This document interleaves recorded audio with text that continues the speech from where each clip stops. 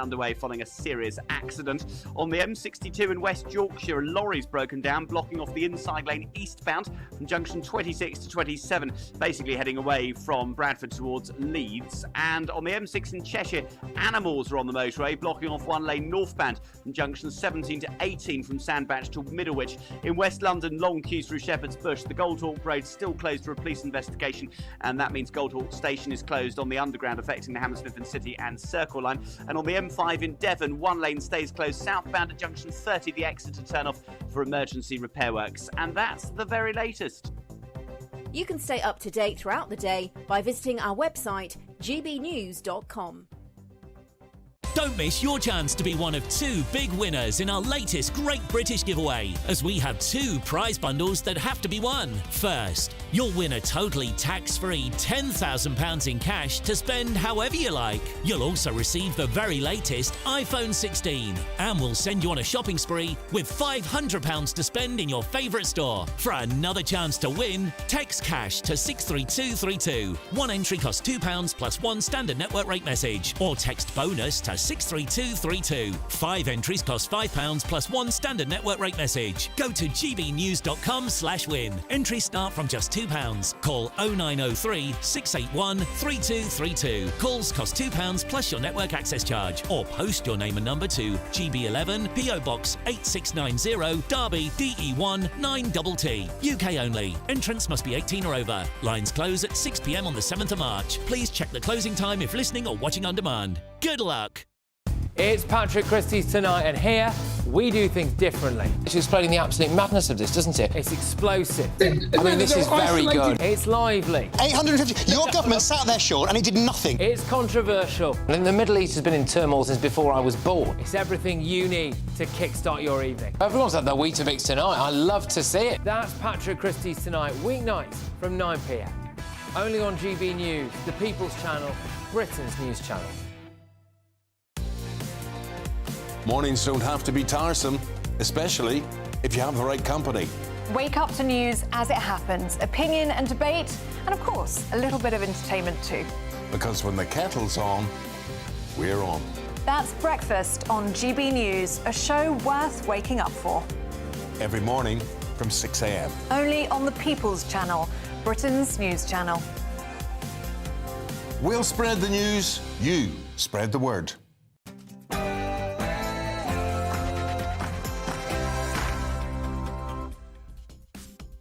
As a judge rules that a Gazan family can come to Britain, we ask, could this open the floodgates? But more significantly, who is actually in charge of this country? Is it Parliament and government, or is it the courts? Now, this afternoon, President Trump, once again very, very busy. He's had a phone call with President Putin and Zelensky. Is an end of the war in Ukraine now in sight? And the government have made some changes for the rules for those going for apprenticeships. I think they're a good idea, but do we not hear this thing almost every year? And would it really reduce our reliance on foreign skilled workers? All of that and more, but first, let's get the news with Tatiana Sanchez.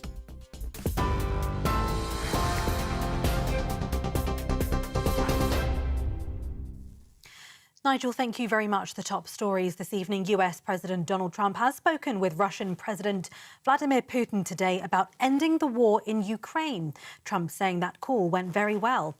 Mr. Trump said in a post on his social media platform, "We've also agreed to have our respective teams start negotiations immediately."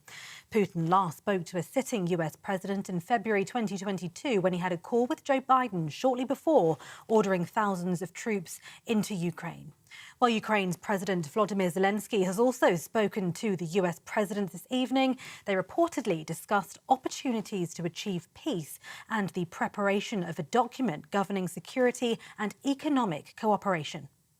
To the president, to his message that he will support Ukraine and he really wants to stop this war. And I know that he's a strong man, and I'm sure that he will push Putin.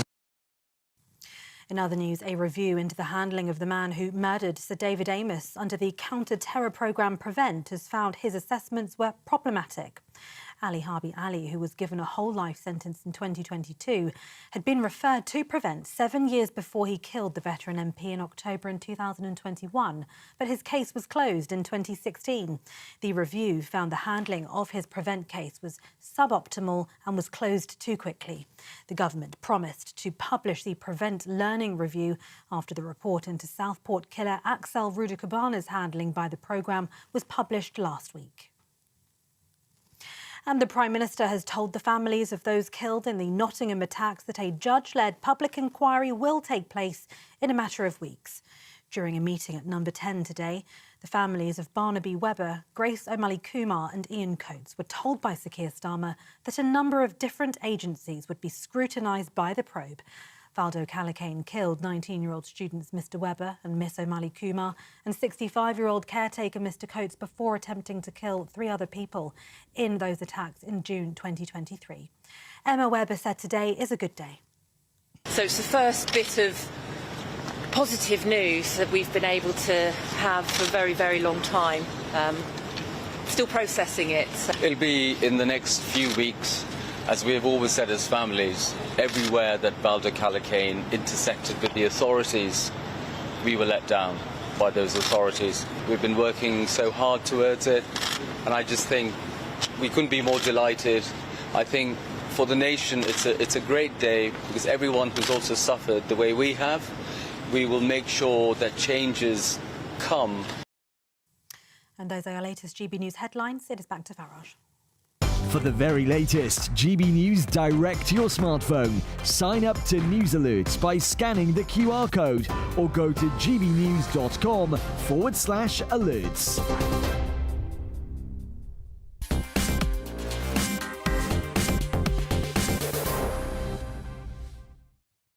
Good evening. Well, the big domestic news story of today is that a judge ruled yesterday that a family of 6 from Gaza, because they have a relative in the United Kingdom, can use the Ukraine family scheme and can come to the United Kingdom. And the judge, Hugo Norton-Taylor, made it absolutely clear this is on the basis of Article 8 of our old friend, the European Convention on Human Rights, the right to a family life. Well, as you can imagine, immediately people say, well, hang on a second.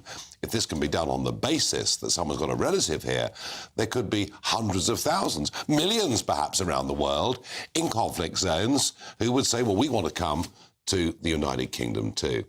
I would also add that if significant numbers of people did come from Gaza, that would pose, without doubt, a serious security risk to our country. But that's only part of the debate. The real debate here is who's in charge, who makes the law, who decides immigration policy in this country. Is it Parliament and the government, or is it judges using their own interpretations of the ECHR? Well, the Prime Minister was asked a question about this today, and this was his answer. Mr. Speaker, let me be clear. I do not agree with the decision. She's right. It's the wrong decision. She hasn't quite done her homework because the decision in question was taken under the last government according to the legal framework of the last government. But, Mr. Speaker, let me be clear. It should be Parliament that makes the rules on immigration. It should be the government that makes the policy. That is the principle, and the Home Secretary is already looking at the legal loophole which we need to close in this particular case. Well, yes, Prime Minister, I agree entirely. It should be Parliament and government that makes these decisions. But is it? Is that what's happening? And I've got to ask you at home, who do you think is in charge? Is it the judges or, indeed, is it the government? It's going to be very interesting to see how this case shakes down. Give me your thoughts, Farage at gbnews.com. Now, I'm joined down the line by Paul Garlick, KC, a retired judge.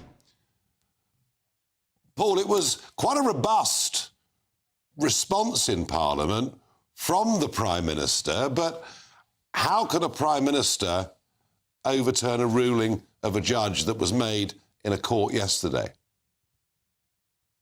Well, Nigel, good evening. And good evening. The Prime Minister can't overturn the findings of a judge. He can appeal to the appeal court, and the Home Office according to what I've read, rigorously resisted this case and resisted the appeal to the first level tribunal. But when a judge makes a decision, the judge is not assuming the powers of Parliament or the government. As you well know, because you're a parliamentarian, there are 3 seats of the rule of law. There's Parliament, who make the laws, the executive, who propose the laws to Parliament and then enforce them, and then the 3rd seat of the rule of law is the judiciary, who interpret the law and make sure that when a law is put into effect, it is put into an effect which in a lawful way and gives a right of appeal. So here the Home Office, and don't get me wrong, I think it was wrong that this family initially used the Ukrainian scheme to seek permanent leave to remain. And that may because they didn't realize it doesn't matter. But then when on appeal, they, as they were entitled to, argued Article 8 of the European Convention, the right to a family life. And the father's brother has been a citizen in the United Kingdom since 2007. And the judge pointed out, which is something I don't think you actually mentioned when you referred to Judge Norton's ruling, he referred to what he said the situation in Gaza, which he said remains exceptionally dangerous and dire. And I think we all agree, the situation is exceptionally dangerous and dire. Now, this family came to the United Kingdom, and of course, I accept entirely what they wanted to do was flee the conflict. And who would blame them for wanting to do that? But they do have some family connections in this country. The father of family, his brother, as I've said, has been here since 2007. And Article 8 of the European Convention says there is a right to family life.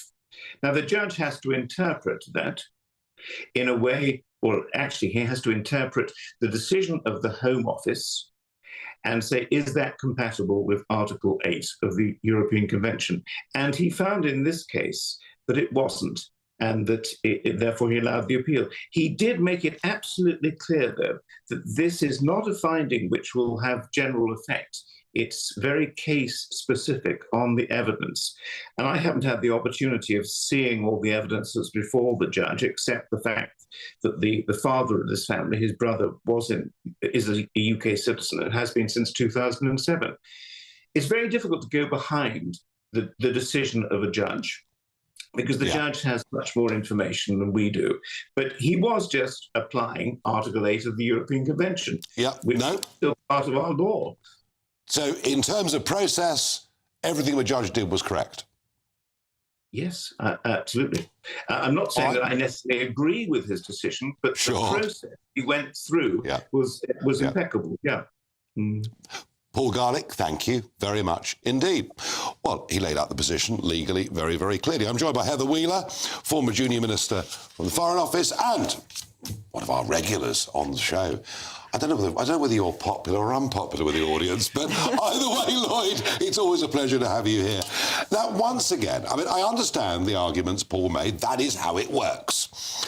And, you know, it's all well and good for the Prime Minister to stand up and say what he said today, but the Prime Minister can't overturn this, can he? Well, I think you have to wait for this to go to appeal, which it will do, and it will be appealed at the higher level. And I suspect the government will take this all the way up if they need to.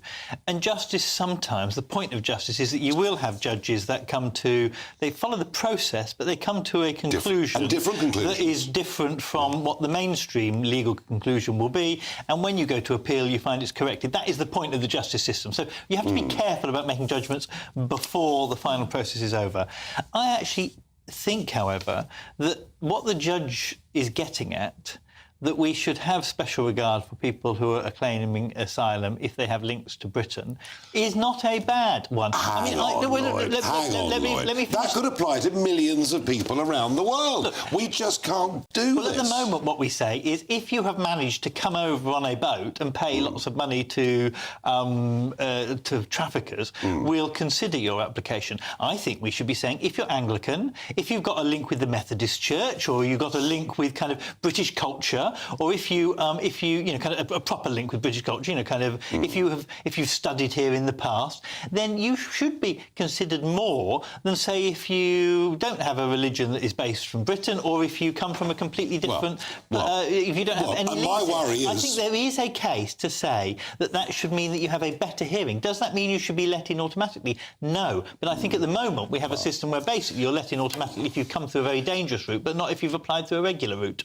Are we, Heather, in a bizarre situation where, frankly, the incorporation of the European Convention on Human Rights through the Human Rights Act of 1998, I mean, it's turned what most people consider to be fair justice on its head. I mean, this judge, yeah, I'm going to have a go. Hugo, Norton, Taylor, they all sound like that, don't they? I mean, this is the same... Nothing wrong with the double-barreled name. Well, I know. But I mean, this is the same judge who, in January 2022, blocked the deportation of an Afghan rapist who raped a 25-year-old sleeping woman in Glasgow because the Taliban take a dim view of sex offenders. I mean, again and again and again and again. Are we not seeing the ECHR? It just turned the whole thing on its head. It is unbelievably difficult. I first of all, don't agree with the judge that just because they used the wrong scheme, we'll ignore all that. How can you possibly use the Ukrainian scheme to get yourself in here? Because it finished, it's closed. So, I mean, that's just nonsense in itself. So the first immigration judge threw it out, and this is the second appeal, and the second immigration judge has given it. So I think Lloyd is absolutely right in that it will go to a different judge and at a higher level, and I think it'll actually be thrown out.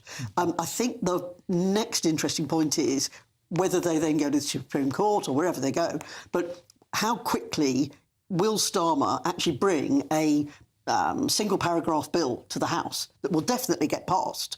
It'll definitely go through. I mean, maybe the Greens will vote against it, but I think everybody else will vote. Well, the SNP as well, obviously. But everybody else will vote for it. And whether that comes into effect straight away and then the appeal will be caught by that new law, I don't know, because a clever barrister will presumably say you actually got to go back to this was before the law came. But whatever the Prime Minister tries to do to close... I mean, the loophole he refers to obviously is the Ukraine family scheme. I get which doesn't exist anymore because the family scheme is shut. So it is an historic loophole that probably no one else or maybe one other family might be able to claim for. But I suspect there'll be zero. But ultimately, do you see the argument that can easily be put that actually judges are going beyond what we would normally call interpretation of the law, and the ECHR gives them the ability and the power to do that, which effectively puts them in charge? No, because it's not the ECHR. They could use another piece of British law and expand it beyond any realms of recognisability. But it wouldn't be as explicit as this. And then appeal, it would be... the judge is stretching the elastic.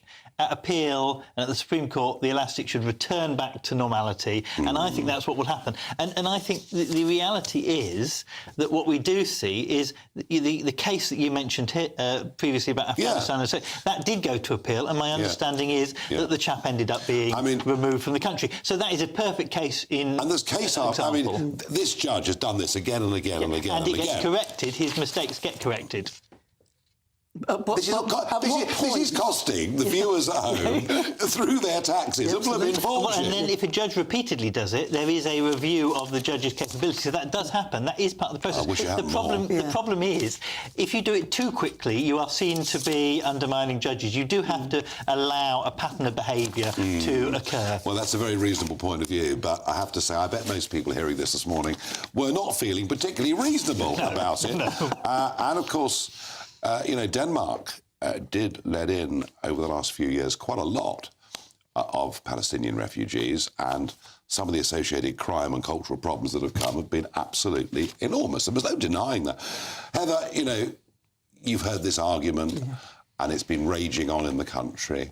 Do Do you think we should stay with the ECHR? Do you think we should amend it? What do you think we should do? I think we absolutely should amend it if we can. Amend the Human Rights Act? Yeah, because, I mean, when we see other countries, in other European countries, actually have derogations from certain parts of it. Yeah, and they do. And so the suggestion to us is that, or the legal advice that we've had before, is that you can't do a derogation now. It's too late. And we're going, well, suck it and see, mate, you know? I think we should try it. And then we're going to be taken to God knows which court. I don't think we need it. Denmark is a perfect example. Last year, Denmark changed the rules. They let less than 1,000 refugees in, and they are compliant with the ECHR. So this idea that we have to have a derogation, I don't think is true. What we just need to do is a clear British law, and we need to make it very clear that judges must interpret the British immigration law first. That's what Denmark did, and it has been successful. Well, Denmark had been very bitten, as I mentioned a moment ago, with the crime wave. But they sorted it out. Yeah.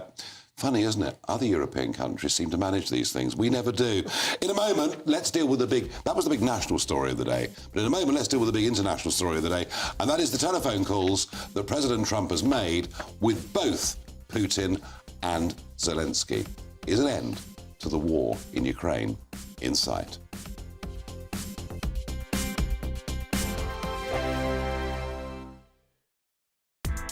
Join me, Nana Akwe, for an informative, interactive news programme with a difference. It's fun. No, he didn't say that, Dave. I'm so surprised. I think there's an element of truth to that. Join me from 3 p.m. every weekend, only on GB News, Britain's news channel. Martin Daubney, weekdays from 3 p.m. Sadly, on the 18th of December last year, I was 9:20 in the morning in London on Woolwich Manor Way, going about my business to deliver something to someone, and I heard a banging on my car door. The handle was being rattled, but I locked my door in London, Martin, and the next thing I knew was a fist with something metal just punched through the driver's window into my face and knocked me over to the passenger seat. I had a wonderful angel called Bobby, who was my witness, who saw it happen. We got to hospital in Essex. They couldn't deal with it because it was a bad injury, and I ended up in Moorfields Hospital on the 19th. My lovely wife was incredible. I had an operation, and currently, as I sit opposite you, I have 6 stitches holding my eyeball together, and I've got at least 3 more operations to hopefully get my sight back. Now, the astonishing thing about this is it was just a random act from some nutter. It's changed your life forever. At the moment, you can't see. No. Your cornea is dislodged. You need to go undergo major eye surgery. But, Mike, a lot of people will be saying the obvious thing. Why has nobody been nicked? Well, now, I know Woolwich, right? You can't drive through Woolwich without getting a ticket for ULEZ, right? The geezer was in a van or a car? He was in a dark van, and I unfortunately wasn't able to take a photograph of the reg plate. There's got to be CCTV there. There's got to be CCTV there, and all I can say is that I do feel let down because it's GBH, it's not just stealing a handbag, not that that's making, you know, a small issue of that. That's bad enough. But being GBH, they dropped the case after 3 weeks. GB News, the People's Channel.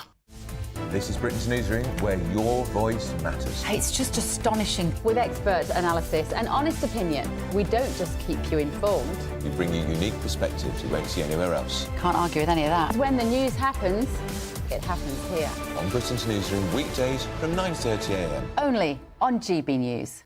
We're proud to be GB News, the People's Channel. And as you know, we always love to hear your views. Now, there's a new way of getting in touch with us at gbnews.com/yoursay. By commenting, you can be part of a live conversation and join our GB News community. You can even talk to me, Bev Turner, or any of the members of the GB News family.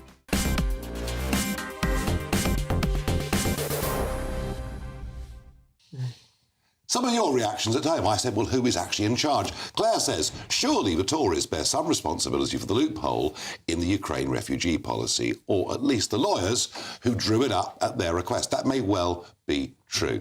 I don't know the answer to that. Jeff, if there was a loophole in the legislation, how was it those that scrutinised said legislation didn't spot it? Very similar charge. And Janet says, I want to know who is paying the legal fees? Well, that's a very good question. That would be us. Yeah, you is the answer to that question, I think. One winner, the lawyers. Yeah, well, and always. People always say, well, gosh, you've got to sue, you've got to... You know, every time I do this, you finish up with bills that really start to frighten you after a few weeks. I imagine your accountant tells you don't sue. Yeah, well, I did incur some very big legal expenses taking on the banks, but hey, I did enjoy it. Yeah. Now, this is significant. President Trump has said for a long time he wants to end the war in Ukraine. And it's amazing how moods change. In the run-up to the last general election, I said I was on the side of peace. I wanted there to be peace negotiations. You would have thought for daring to suggest it that somehow I was an ally of President Putin's. It was extraordinary. It was almost like a sort of macho contest in our general election for who could be most pro-war, something I found remarkable. But Trump's in office, and the first phone call was to Putin, and it's a very interesting phone call. And he says, we have agreed to work together very closely, including visiting each other's nations. So that is fascinating. The prospect of Trump going to Moscow, Putin going to DC is fascinating. And Trump has always said that he could at least talk to Putin. But Trump has always insisted that doesn't mean he's soft on Putin. Actually, he thinks Putin fears him far more than he feared Joe Biden, which is probably true. In line with that, as he promised, he then called President Zelensky, and I quote, Zelensky wants to make peace. And there is a big international security conference taking place in Munich at the end of this week, and Vice President J.D. Vance and Secretary of State Marco Rubio will be there leading the delegation and beginning these talks. I'm joined down the line by one of the favourites of this programme, defence editor at the Evening Standard, Robert Fox. Robert, good evening and welcome. This looks like a significant development. What say you? Yeah, I think it's the opening of a very significant diplomacy, and there's a lot more behind it, even than if it's possible, just talking about Ukraine. I think we're going to get a swivel of posture of the US towards its European allies. And it's unfinished business from the first Trump presidency. They want Europe to do more to defend itself, Europe to run the European interests of NATO, as it were, and therefore whatever is agreed over Ukraine, if it's boots on the ground as a peacekeeping force, no Americans, it's going to be the Europeans. That's a very big ask. And a lot of things are happening at once because we've got an informal get-together of defense ministers today in Brussels where Pete Hegseth has really spelled it out to the Europeans. This is your show. Don't expect America to hold your hand as America has done in the past. So in some ways then, Robert, what you're saying, and of course there are negotiations on territory, etc., but in some ways what you're saying is if Trump comes to an agreement with the two leaders, he kind of says to the Europeans, if you don't do this, this deal will fall through. Yes, I think that's very much part of it. And let's keep the European part aside. It's, well, there is a very important part, which Hegseth has hinted at today and yesterday, is that, you know, the cornerstone, one of the cornerstones of NATO, which is the Three Musketeers, all for one, one for all, Article 5, an attack on one is attack on everybody. No, America has been pointing out that that is optional under certain circumstances, and it shouldn't mean that you rely entirely, as has happened in the past, on the nuclear umbrella being run by the US. Really, even America, with $750 billion defense budget and a little bit more, we can't do everything. By the way, it's a very big warning for Sir Keir Starmer and Rachel Reeves, Rachel from Accounts, who are having a tremendous row over the SDR, the Strategic Defence Review at the moment. No more money. And they're saying, I think the chiefs and also the Defence Ministry, we're being asked to do a lot of things. You expect us to do certain things. It's written down there. You've got to pay for it. And so in this thing at the moment, there's an awful lot of things are moving. At the moment, as you rightly said in your introduction, Nigel, It's logistics, it's J.D. Vance, it's Marco Rubio meeting with key players, Zelensky in Munich. And above all, he'll be talking to Scholz and his likely successor, the leader of the CDU. He'll be talking to Macron. But it's going to be very interesting what the conversation with Mark Rutte, the political head of NATO, the political Secretary General. I think there will be a peace both in Gaza and in Ukraine this year. But as I said, as we say in my favorite Italian restaurants, it's going to be semi-freddo, not frozen. It's going to freeze and then it's going to heat up from time to time. And I'll be on your show again. Brilliant. Robert, thank you so very much indeed. Well, as ever, brilliant analysis there from Robert, who understands the moving parts. Very interesting. It's almost like I can sort of see where he's going, that they're going to say to the Europeans, right, you want peace, but you've got to do the hard work. So if it comes to that, do you think we should send troops into Ukraine as a peacekeeping force? I think if it is a peacekeeping force, agreed with a negotiated settlement with Russia and Ukraine, that effectively moves the NATO or allied forces border to that Russian border, which will be negotiated. So it won't necessarily be the Russian-Ukrainian border that was 10 years ago, but the Donetsk and Crimea will be part of Russia, but the NATO border effectively moves there, and we can then help man that, just like we did after the Second World War, and we had troops based in Germany. I think that is very reasonable.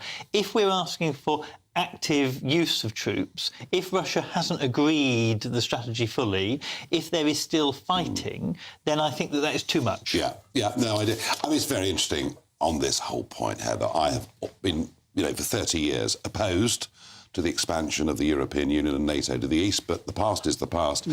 I think Ukraine now joining NATO is almost an essential part of this peace deal, isn't it? Well, there are people who really don't think Ukraine should join NATO. But I agree with you. If we're going to have NATO troops there on the line, it has to. Then they have to join. I mean, one of the things that I thought was absolutely astonishing was when Finland joined NATO. I mean, that was absolute game break. I mean, they are there. They're next to the bear, aren't they?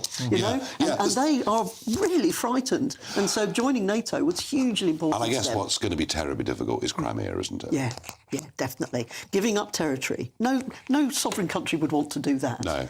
But the biggest price for peace is rebuilding your own country. So that will be a very interesting dynamic about holding on to Russian money, The attritional nature of this war, Lloyd, and it does actually, whatever equipment we give to the Ukrainians, it does begin to appear that Russia ultimately have the edge in this war. Yes, although the line has not shifted greatly in the last 6 months. And the help from the Chinese and the help from the North Koreans. I think the line is pretty clear, the green line, as it were, is pretty clear where it will roughly be. And to tell you the truth, look, this is probably sacrilegious of me saying this, but Crimea was Russian. It was given as a birthday gift by the Russian Soviet to the Ukrainian Soviet. When Ukraine went for independence, every region had 80% pro-independence, apart from Crimea, which was only 57%. And now it is very clear that the people who live there are majority Russian. So to some extent, you do have to say... One thing for certain, Lloyd, you've got social media talking, no doubt about it.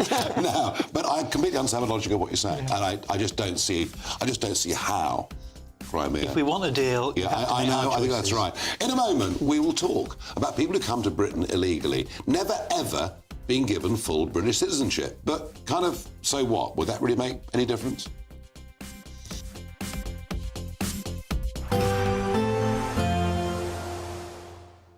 Can't wait to get in that sea. Lovely and warm. Just like the feeling of having great travel insurance. All Clear Travel Insurance sponsors GB News Travel Destinations Forecast.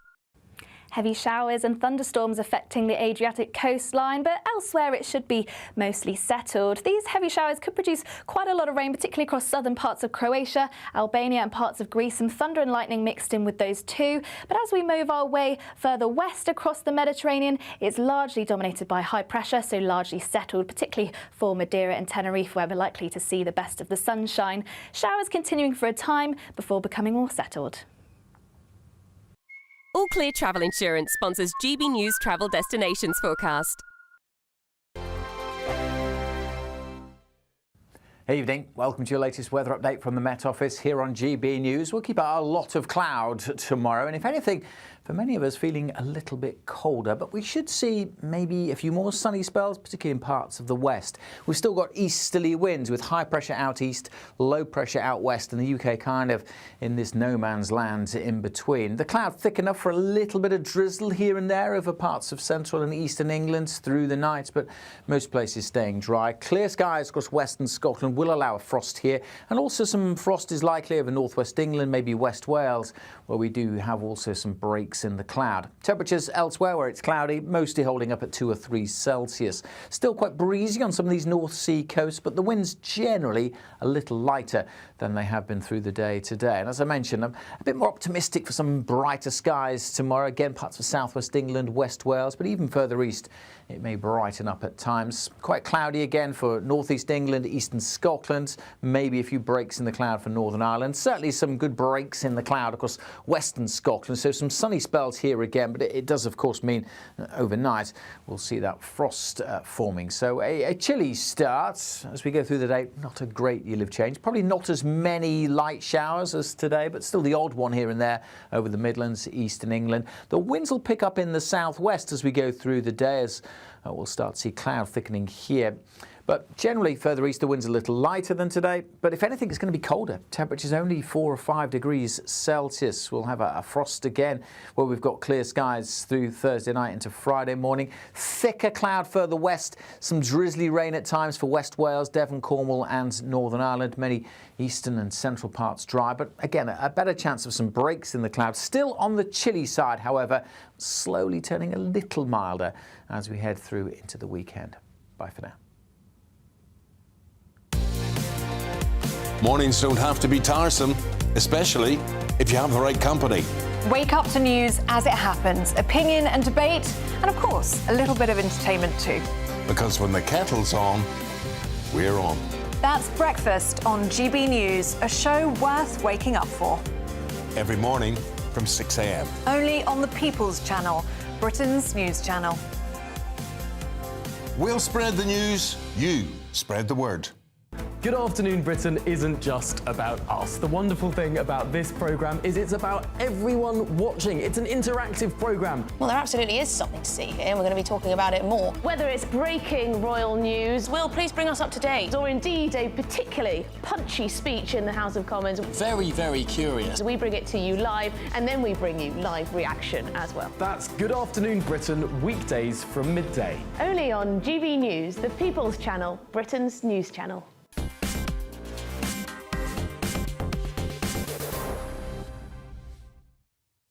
Now, this government's very keen to show the great British public that they're now really tough on immigration, on people who come here illegally. So what they've said overnight is that if you come into the country through an unauthorised route, you may well be granted refugee status, but you'll never, apart from very exceptional circumstances, be able to get British citizenship. And Stella Creasy and 1 or 2 Labour MPs will say, well, this is wrong, it's unfair. Surely, if somebody gets asylum status, they should be able to aspire to becoming citizens. But will this make any difference? Do you think there's anybody getting on a boat at Calais at 3 o'clock tomorrow morning who's going to worry about ultimately whether they become a British citizen? I don't think this makes any difference. I think this is posturing. Lloyd, this isn't going to change anything, is it? Well, GB News last week did a whole day of saying how disgraceful it was that the Labour government was allowing a citizenship route back because they'd made an amendment in the bill that would allow a citizen route to return. And now, interestingly, you on GB News are saying, oh, well, the Labour have reintroduced the ban effectively, but it makes no blood difference. Was it not important a week ago, or is it important now? I don't know. There's a difference between symbolism, and I get the symbolism. You've come illegally, you should never be able to be a citizen. But would it stop people getting on boats. That's the point. Well, the accusation is that Labour was going soft and will let more people on boats. I think, personally, that it makes no sense to have someone that could then be here for 40 years and then you kind of say there is no process. What does make sense is to say, well, if you come in an irregular way and you do end up staying, maybe your time that you've got to wait before you can become a citizen is plus 10 years, or you put a penalty period on it, but you still allow a route eventually to come.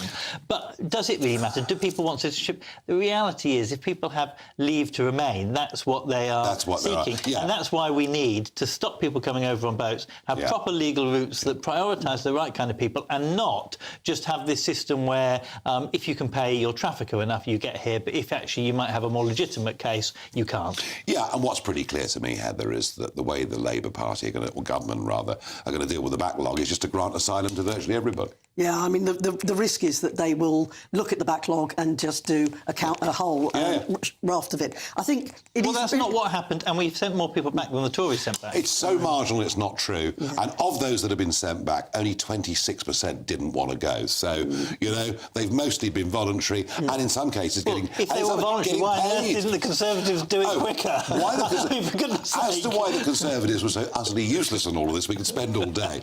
But, fortunately, I won't join in on that one. But I mean, we've had experience. There's been a really superb scheme for sponsoring Syrian refugees and high-quality engineers, people like that. And it's worked really, really well. So they haven't had to come over on the boats and what have you. When you get a company sponsor and you are earning more than that 38,000 threshold, I mean, I want us to... I don't want to use the phrase think outside the box, but because that works so well, why on earth don't we do more of that? And I think we should shout about that. The boats really hurt you at the last election. Oh, of course. I mean... Terribly bad. Yeah. Repeated promises that it would be stopped. Yeah. It never ever was. And I know that the planes were booked for July the 24th. And it's just infuriating. Well, you cannot get to the bottom. So why did he call an early election? No idea. Because the planes weren't going to go. Because a judge in Strasbourg would have stopped it. Well, the Attorney General told me herself that was booked. So, if the Attorney General was happy to sign off on it... Well, we had a plane, if you remember, on the tarmac once that was stopped at 10 o'clock at night by our friends over there, causing mayhem in the chamber. To me, the only solution is if you come to this country illegally, you will never get refugee status, but we'll debate that another time. Now, the impression of two-tier justice, the feeling that there is two-tier justice and two-tier policing, has taken really deep root. And the what the Farage moment here is the balaclava-clad rioter who threw a brick during the summer riots last year isn't going to prison. He pleaded guilty to violent disorder. And here he is, Mr. Mayor. You just look at this and you can make your own minds up on it. But there's no doubt, Lloyd, that people really do think that actually different types of people in this country are being treated in different ways. And if people feel that, it's bad news. If people feel it is bad news, I mean, the evidence shows that people who take part in riots do tend to get very long sentences, and it's irrespective of their race. I was in Bradford just after the race riots, and it was brown Muslim men that got the extremely long sentences, and it was white rioters that seemed to get off. You can always play one case It's not looking like that at the moment. What I mean is you can always... but even then, if you looked at the whole picture, that wasn't the case. But there were always individual cases that people said, this is a grievance. This is an individual case grievance, but overall the statistics show if you take part in rioting, you get a worse sentence than if you'd done the same thing without a riot happening. That's just our government I'm very pleased to say that tomorrow the Manchester attackers finally appear in court. And this is what I'm talking about two-tier. What happened in that airport was absolutely repulsive. And yes, of course, there were young white men in Southport lobbing bricks and doing things they shouldn't have done, but they were dealt with almost immediately. Whereas the Manchester attackers have taken months. But that's always the case with rioting. But even so, I still think it's... Do you think we live in a two-tier country? I find it very difficult to understand why the Manchester case has taken so long. I mean, it is, you know, everything is on video. The words are on video as well as the actions. So why the CPS has taken so long on that, I have absolutely no idea. It's not good enough. Right, well, I agree with it. Right, we are going to come back in a moment and we're going to have a proper debate about apprenticeships. The government have softened some of the rules required for apprenticeships, which I think is a good thing. But I just wonder, I just feel that every year for the last 20, 30 years, governments come out and saying we're training more apprentices, and yet when it comes to the 1.5 million homes that apparently we're going to build in the next 4.5 years, we're going to need something like 100,000 construction workers, and most of them will come from abroad. What are we getting wrong?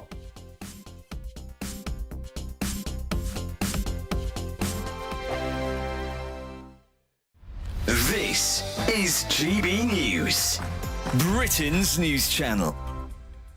Now, after moving to the UK from Kochi in Japan over 25 years ago, our next guest missed the taste of home and started making sushi with local ingredients. Yes, Tomono Davies went on to establish Tomono Sushi Party, inspired by her mother's dedication to cooking fresh meals every day.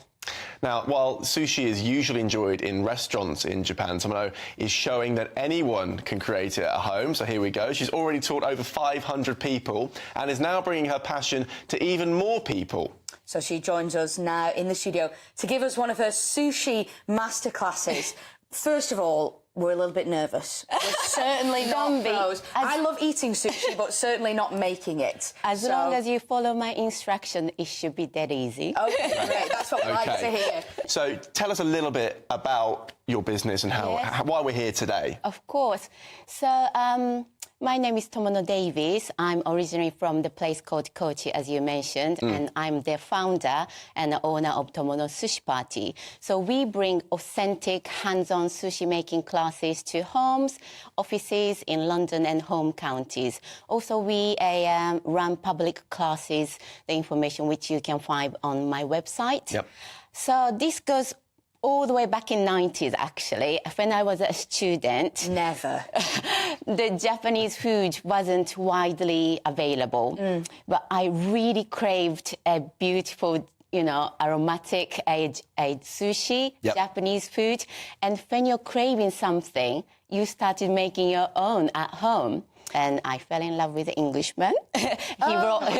He brought me back to UK. Then that's the time more people start asking me, can you teach me how to make sushi? The People's Channel. Headliners on GB News 11 p.m. every night. It's got 3 top comedians going through the next day's newspapers so you don't have to read them, which is great. That's a good point. He's lying. I mean, maybe he's not lying. That's Headliners every night from 11 p.m. and 5 a.m. as well on GB News, Britain's news channel. In the GB Newsroom, we bring you the news as it happens. With our team of dedicated journalists across the UK, we're ready to keep you up to date with what's happening every half an hour, every single day. Bulletins here on GB News, the People's Channel, Britain's news channel. We're proud to be GB News, the People's Channel. And as you know, we always love to hear your views. Now, there's a new way of getting in touch with us at gbnews.com/yoursay. By commenting, you can be part of a live conversation and join our GB News community. You can even talk to me, Bev Turner, or any of the members of the GB News family.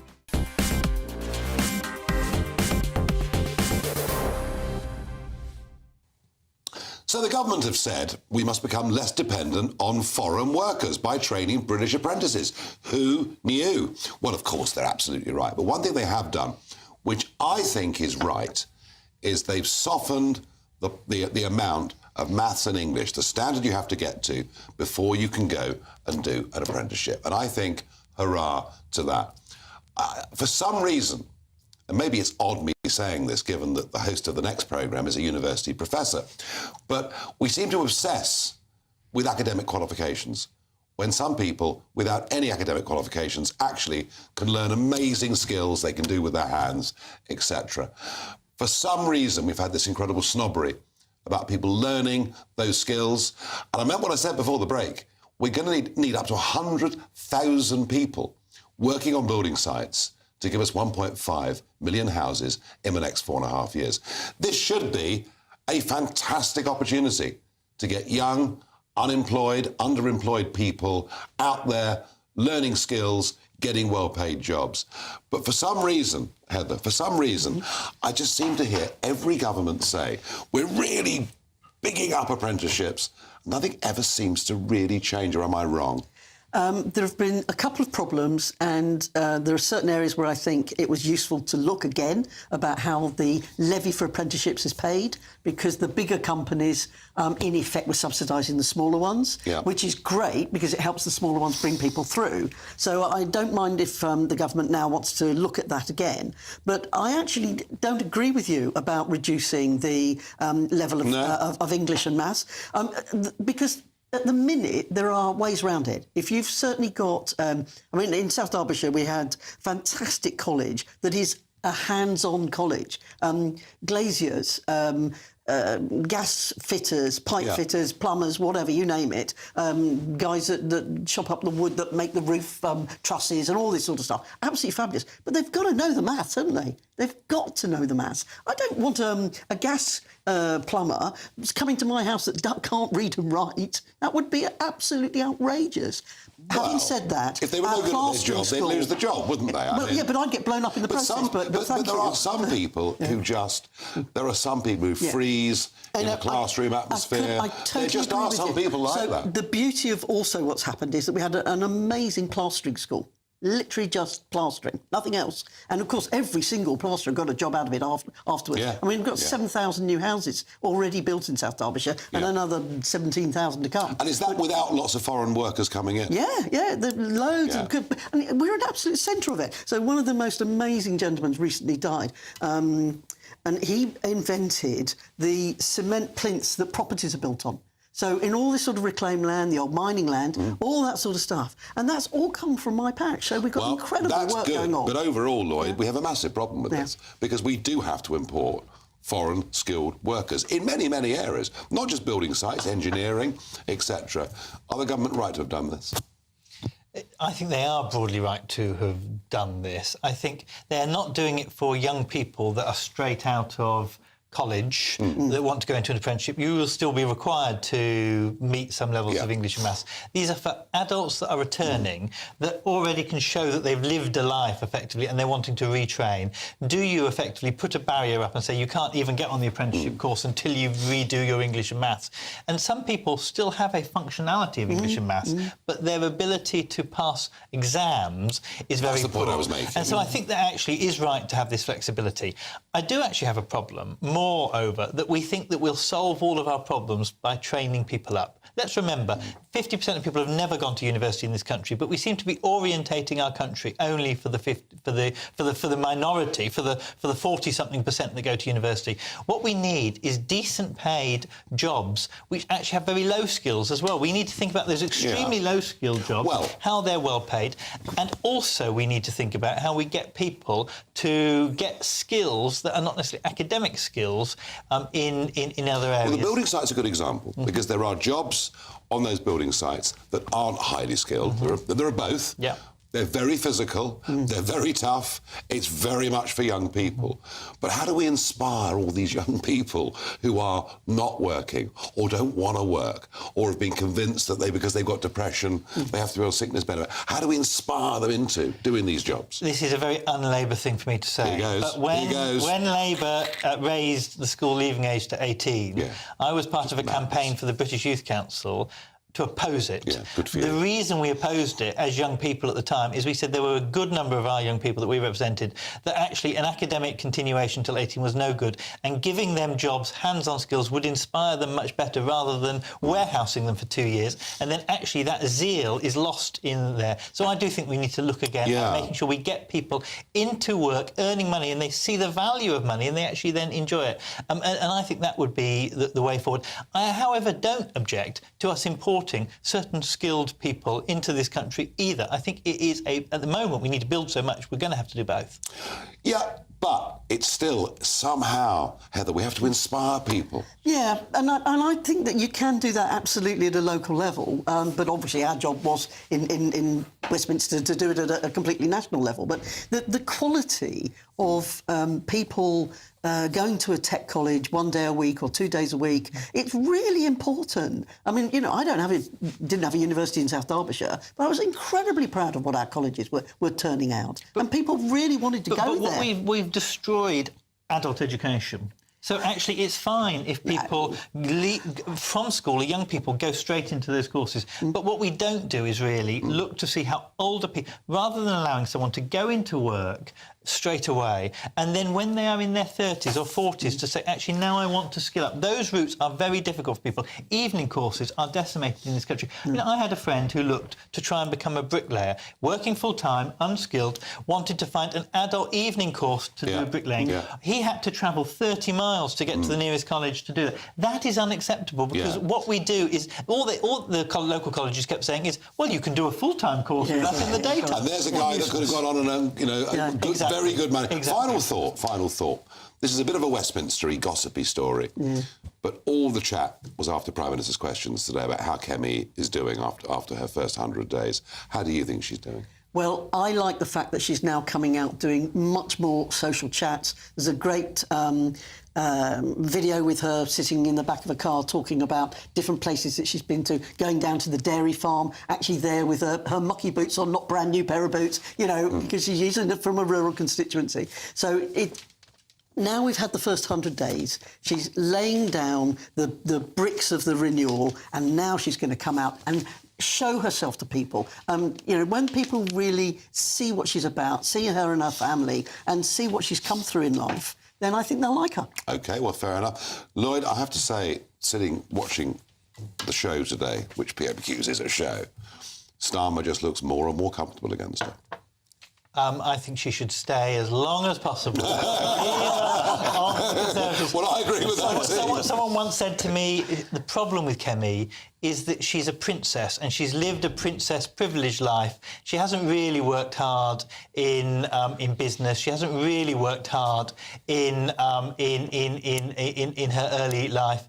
And I'm not sure that people really see a connection from the working class or from the aspiring middle class to her. And I'm not sure she really connects with any of those. And that's the voters who you need to win over.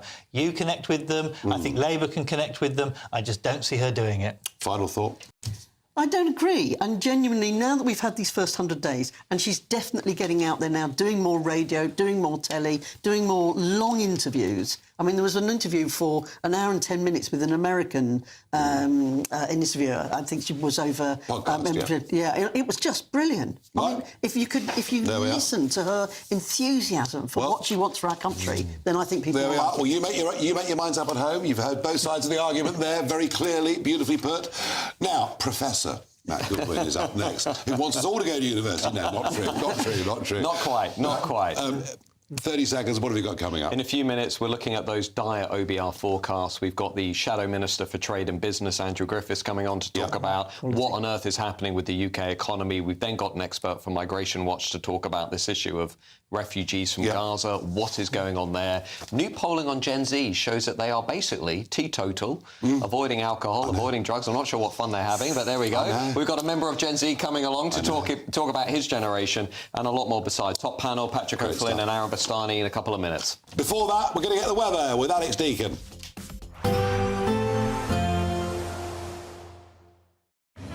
Even though we'll see a cloudy start, it'll be a bright outlook for the rest of the day.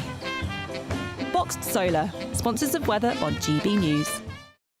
Hey, evening. Welcome to your latest weather update from the Met Office here on GB News. We'll keep a lot of cloud tomorrow, and if anything, for many of us feeling a little bit colder, but we should see maybe a few more sunny spells, particularly in parts of the west. We've still got easterly winds with high pressure out east, low pressure out west, and the UK kind of in this no man's land in between. The cloud thick enough for a little bit of drizzle here and there over parts of central and eastern England through the night, but most places staying dry. Clear skies across western Scotland. and will allow a frost here. And also some frost is likely over northwest England, maybe West Wales, where we do have also some breaks in the cloud. Temperatures elsewhere where it's cloudy, mostly holding up at 2 or 3 Celsius. Still quite breezy on some of these North Sea coasts, but the winds generally a little lighter than they have been through the day today. And as I mentioned, I'm a bit more optimistic for some brighter skies tomorrow. Again, parts of southwest England, West Wales, but even further east, it may brighten up at times. Quite cloudy again for northeast England, eastern Scotland, maybe a few breaks in the cloud for Northern Ireland. Certainly some good breaks in the cloud across western Scotland, so some sunny spells here again, but it does of course mean overnight we'll see that frost forming. So a chilly start as we go through the day. Not a great deal of change, probably not as many light showers as today, but still the odd one here and there over the Midlands, eastern England. The winds will pick up in the southwest as we go through the day, as we'll start to see cloud thickening here. But generally further east the wind's a little lighter than today, but if anything it's going to be colder. Temperatures only 4 or 5 degrees Celsius. We'll have a frost again where we've got clear skies through Thursday night into Friday morning. Thicker cloud further west, some drizzly rain at times for West Wales, Devon, Cornwall and Northern Ireland. Many eastern and central parts dry, but again a better chance of some breaks in the cloud. Still on the chilly side, however, slowly turning a little milder as we head through into the weekend. Bye for now. We'll see a cold snap, which will quickly develop into a warm front. Boxed Boiler Repairs, sponsors of weather on GB News. We're doubling your chances to win in our latest Great British giveaway, with 2 fabulous prize bundles up for grabs. There's 2 lots of a totally tax-free £10,000 in cash. You'll also receive a brand new iPhone 16, along with £500 in shopping vouchers to spend at your favourite store. And the best news is, 2 lucky winners are going to win. For another chance to win, text cash to 63232. 1 entry costs £2 plus 1 standard network rate message, or text bonus to 63232. 5 entries cost £5 plus 1 standard network rate message. Go to gbnews.com/win. Entries start from just £2. Call 0903 681 3232. Calls cost £2 plus your network access charge, or post your name and number to GB11 PO Box 8690 Derby DE1 9TT. UK only. Entrance must be 18 or over. Lines close at 6 p.m. on the 7th of March. Please check the closing time if listening or watching on demand. Good luck.